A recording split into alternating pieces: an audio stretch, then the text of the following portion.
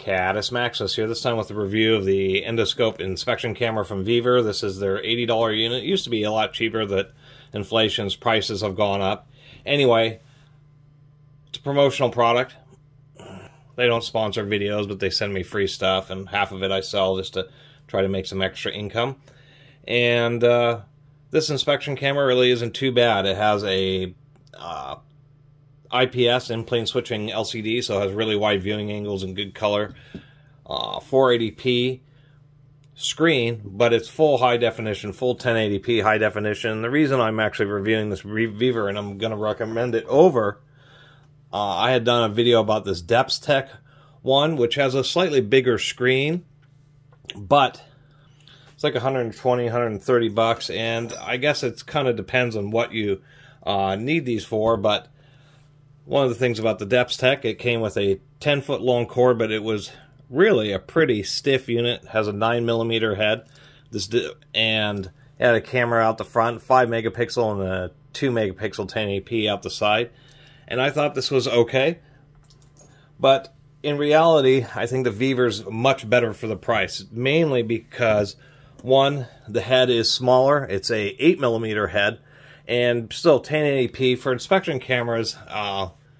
You don't need tons of resolution. 1080p is already awesome and will get you plenty high enough quality pictures for whatever you're trying to look at through these tiny little fixed focus cameras. The other reason I like this Vevor, besides the price, is that the cord is reasonably stiff, but it's just a little bit more flexible, and you can get it into, you can kind of worm its way into tighter areas.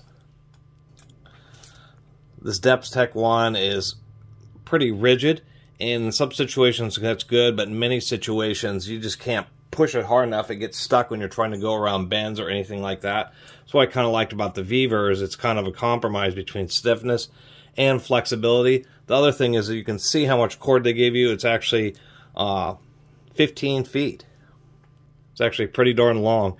Also, surprisingly enough, it has a USB-C, and I assume that there's probably some app that you can find where you can just use this with the phone, and it just plugs into this deep socket. It locks in.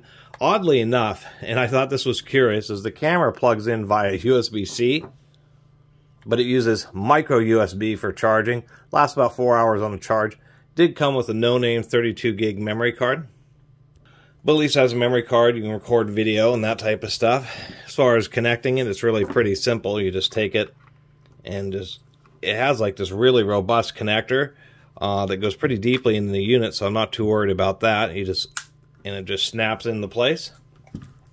The other thing I was going to mention is, even over that Depth Tech, is that it has a camera on the end, one on the side, but we can see that says C. If we flip it over, there's actually another camera. God, you can't even see that. So there two side cameras. So instead of having to try to get a side view and trying to twist the cable, you can actually just click and change the view from one side of the, you can probably see the flats a little better, but from one side of the camera or head to the other, nice and conveniently. Little tiny glass lenses. It does have thread-on hook and magnet, and then it comes with this little, oh, it's kind of jammed. Let me, a little rubber. There we go. It comes with, those are thread-on, which I like because they hold on pretty securely. And it comes with a little protective ring, a little thread protector ring, which I think isn't too bad. And I found a little cap. I wish these would come with caps, because as you're getting these set up, it's pretty easy to whack the camera like on the ground. And I've seen them get damaged. So that's, other than that, the screen is not quite as reflective as that Depth Tech, so it's just a little easier to view with. Anyway, the resolution on this, even on the screen this size, is just fine. You know, if we really, well, there, now you can see it better. Pretty simple. We do have quite a few settings in the menu. I was going to say I appreciate that from, I don't know why they allow you to lower the resolution, but you have screen brightness and automatic shutdown settings, firmware, which in this case is 10/19/2022, so pretty recent firmware, although I don't know if they'll ever give you an update. and date and time. Not a lot of settings. We do have a brightness here. Low, medium, high, and then off. But if we look at the resolution, it's definitely pretty detailed. And the thing about an IPS screen is this.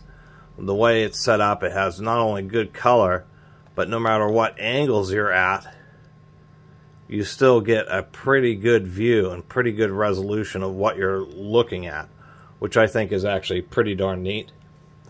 Other than that, then we have our, where is it? You can reverse the screen, which is, I guess, the depth tech you can't. But then you press that, and what we have here is one of the side cameras. And then you press it again, and we have the second side camera, and each one has its own LED. So from the end, side camera 1, side camera 2. And I thought that was actually a pretty neat aspect of this unit. And I guess the only other thing to say about it is the video speed only seems to be slow, like 16 frames a second, although that may be due to the cheap memory card, is that it has just a plenty fast enough refresh rate. Maybe this is only like 20 frames a second, but when you're moving around, it's not super, you know, it's more than usable. It's not like stop motion, which some cheesier inspection cameras are really slow refresh. So I thought this one was pretty decent for the price. I do recommend screen protectors. Also kind of like this console. It's just a little bit easier to deal with. They have an interesting idea to where it has a kickstand to set it up, which I suppose is, you know, reasonably decent. Has a couple of areas in each side to be able to grip it. Pretty lightweight, just not much. Other than that, definitely recommend getting a screen protector for these, but it's just amazing how cheap these and how high quality these inspection cameras, these endoscopes, have gotten. And just to give you an idea, I bought this Harbor Freight one. It's only 640 by 480. It certainly lasted and is relatively heavy duty, but it only came with relatively short 3-foot snakes. It did come with an 8mm and like a thicker, more rigid, heavier duty one, but nonetheless, this thing was 640 by 480, pretty low resolution, not a very good, easy to see screen. It certainly worked well enough, but just standard definition, even less than actually even DVD resolution.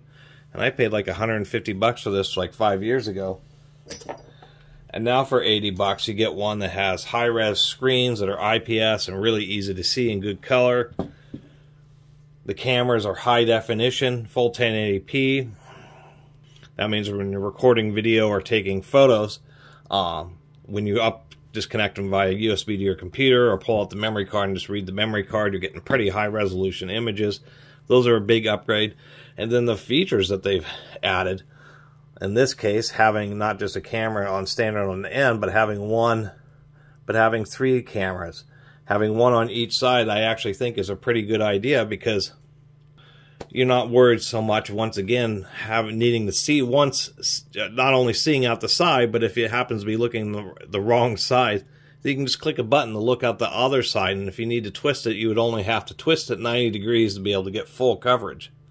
And not have to pull the snake out and try to reinsert it so you can get a better angle or anything like that. And I actually think that's pretty innovative, and I think it's pretty cool that just in a tiny little 8mm diameter head that you can actually fit 3 whole cameras in there. And I think that's probably why they use the USB-C connections, because they needed all the wires. Anyway, appreciate Vevor sending this to me, and thanks for watching.